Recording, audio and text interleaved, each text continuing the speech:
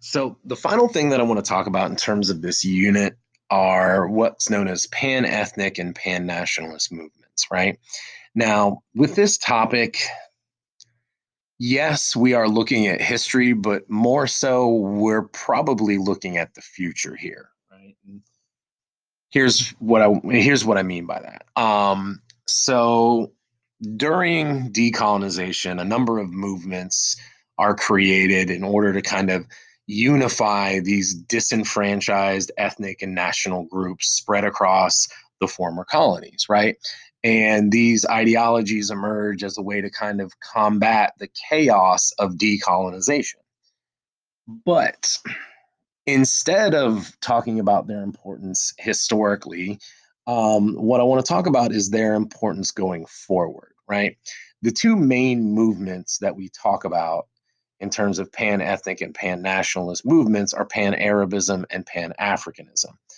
Now, pan Arabism emerges in the 1900s as a way to, again, unify and empower the Arabic people that have been divided by Western imperialism, and it appeals to the shared history of the Arabic people, right? Their pastoralist, merchant beginnings, all the way through the emergence of Islam and the military strength of the caliphate, as well as the shared culture, right? Fundamentally an Islamic people, shared Arabic languages.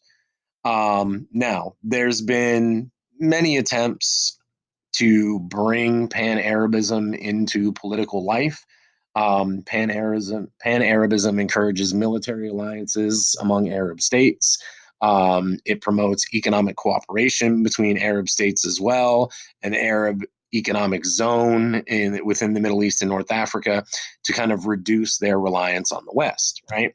And this has been tried unsuccessfully in the past. Gamal al Nasser, the president of Egypt, actually was able to secure a 6-year political union between Egypt, Syria, and Jordan, known as the United Arab Republic.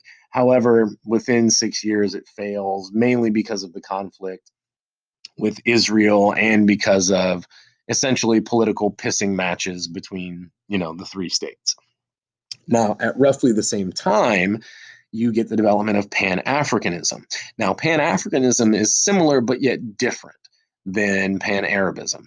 And Pan Africanism promotes much of the same thing: unity of the African continent, economic zones of improvement on the African continent, to enable further economic growth, reduce tariffs, increase trade between African states rather than solely relying on products from the West, right? And you see the early years of this in the 1960s with Kwame Nkrumah and the creation of the African Union. You also see this in the early unity between leaders of decolonized African states and the leaders of the civil rights movement in the United States, such as, W.E.B. Du Bois, Marcus Garvey, Malcolm X, Martin Luther King, etc. But Pan Africanism is significantly different than Pan Arabism for a number of reasons. Number one, the the people of African descent globally are a much more diasporic community than the Arab people. The Arab people have a more concentrated population. Because of the Atlantic slave trade, the community of African people worldwide is much more spread out, especially across the Americas, than the Arabic one is. So the core idea behind Pan Africanism is the idea of negritude or negritude. And that is the idea that all people of African descent share a common history, regardless of cultural difference, regardless of political difference, regardless of their extreme differences in location, that because of the struggle against imperialism, because of the racism against of the West, because of its roots in the Atlantic slave trade, that all people of African descent everywhere in the world share this common struggle and this common identity of being African or Black, right? And generally, what it seeks to create is not only a union on the continent itself, but a shared cultural and economic union between the continent and the diasporic people of the Americas who are of African descent or have African heritage, right? Um, Now, again, this has been tried.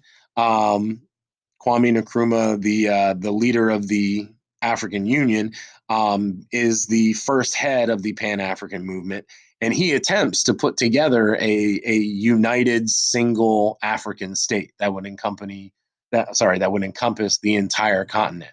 Now, this goal fails.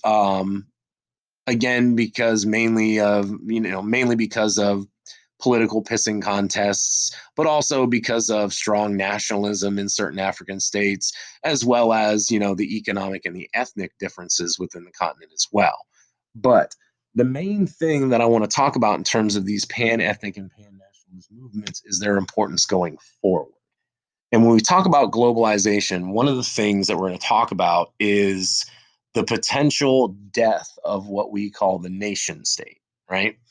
So historically, empire was the main way in which we organized ourselves politically, right? These were large territorial states which encompassed numerous nations, numerous cultural groups, numerous ethnicities, all under one roof, usually held together by a strong military and a decent sized bureaucracy.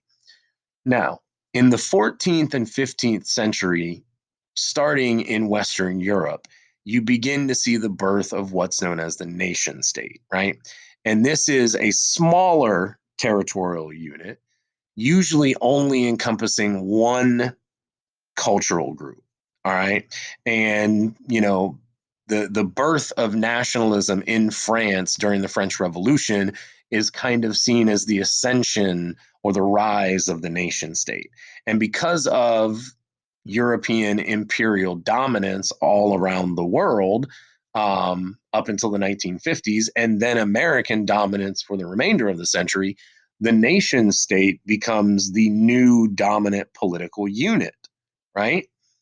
Now, here's the thing: entering the 21st century, thanks to the internet, thanks to rapid international travel, thanks to a globalized economic marketplace, the political boundaries and borders of the 20th century are becoming less and less important.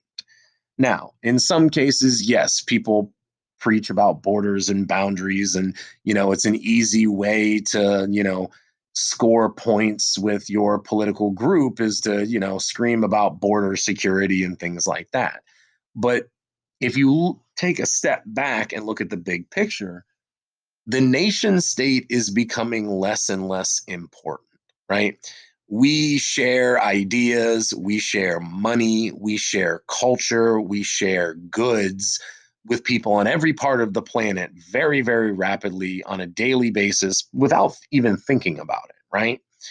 So, if the nation state and those firmly entrenched, hard fought borders that were so important in the 20th century are no longer the inhibitors that they were in terms of holding back people, in terms of holding back money, in terms of holding back goods, right? Well, then what is going to be the new defining political unit going forward? And to be honest, pan ethnicism and pan nationalism is something that could potentially replace the nation state as the main political force going forward, right? As populations move and they immigrate and, communities become more diasporic, right? People of certain descents, and certain backgrounds and certain nationalities live in every corner of the planet now. So, with such diverse communities becoming more and more prevalent, right? How does a political body like the nation state represent everyone within that nation state and all of their interests, even when those interests are, in a lot of cases, competing and opposing interests, right? So, the importance of pan ethnic and pan nationalist movements isn't really their failure in the 1960s, 70s, and 80s.